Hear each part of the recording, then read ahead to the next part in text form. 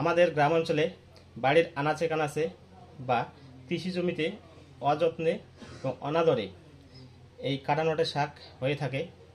এই কাঁটানটের শাক যখন ছোট কচি অবস্থায় থাকে তখন আমরা একে শাক হিসেবে সেবন করি, কিন্তু এই শাকে রয়েছে প্রচুর পরিমাণে প্রোটিন, ঔষধি গুণ ও ভেষজ গুণ। সেই বিষয় আপনাদের সামনে আজকে তুলে ধরার বিষয়। এই কাঁটানটে রয়েছে প্রচুর পরিমাণে vitamin A, vitamin C, vitamin K, iron, calcium, magnesium, potassium এবং আরও অন্যান্য খনিজ পদার্থ, যা আমাদের শরীরের রোগ প্রতিরোধ ক্ষমতা বৃদ্ধিতে সাহায্য করে।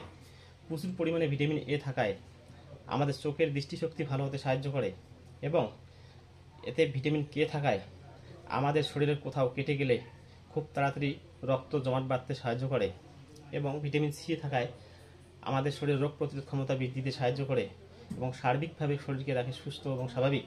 তাছাড়াও যৌন সমস্যায় ও গনোরিয়া রোগে এই কাঁটানটের গাছের পাতা রস ও শিকড়ের রস একসঙ্গে মিশে নিয়ে 1 চামচ মধু মিশ্রিত করে সকালে ও বিকেলে কন্টিনিউ 1 থেকে 1.5 মাস সেবন করলে আমাদের যৌন সমস্যায় ভালো কাজ দেয় এবং যৌন ক্ষমতা বৃদ্ধিতে সাহায্য করে, প্রস্রাব ক্লিয়ার হতে সাহায্য করে, হজমে ভালো কাজ দেয়।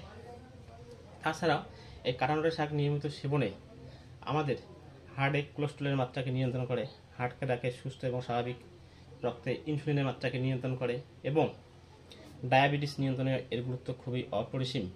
তাছাড়া খোস পাচড়ায় এই কাঁটানটের গাছের কাণ্ড, পাতা, মূল রোদ্রে শুকিয়ে নিয়ে পুড়িয়ে ছাই বের করে সেই ছাইয়ের সঙ্গে নারকেল তেল মিশ্রিত করে খোস পাচড়ায় লাগালে আমাদের খোস পাচড়া বা ঘা পাচড়া ভালো হতে সাহায্য করে। এছাড়া এই কাঁটানটের গাছ যখন কচি অবস্থায় থাকে আমরা যেটাকে শাক হিসেবে সেবন করি, সেই শাক প্রসব পরবর্তী সময়ে মায়েরা যদি সেবন করে তাহলে তাদের বুকের দুগ্ধ বৃদ্ধি পেতে সাহায্য করে। তাই আমাদের এই ভিডিওগুলো আপনাদের যদি ভালো লেগে থাকে তা অবশ্যই কমেন্টে জানিয়ে যাবেন। নমস্কার।